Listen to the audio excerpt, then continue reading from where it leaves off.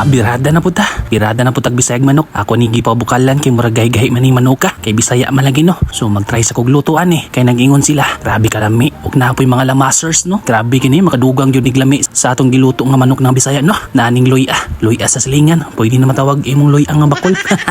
Mabitaw po niya atong isagol garabo og kuan. Tanglad no. Kay isa po ni makatag og lasa. Karon yo ubas na. So kaning diri tapita kay ako nagipabas-ubas gyud no para mawala gyud ang langsa niya no. Kay nag-ingon sila basta ingani pagkabirada, pagkalami bungkag na po ning baho sa silingan.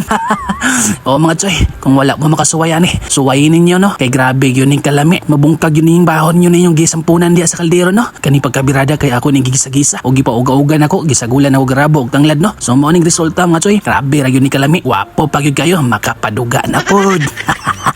Ay sus, ay paggaragara diya yit, taka-taka kagyaw-yaw ay gani makadungog diha, masagpaan yun ka, huwag malabyan kanila. Wa man po ko mahadlo ko managpa, basta kaya ko, magpasagpa raman po ko, kibali.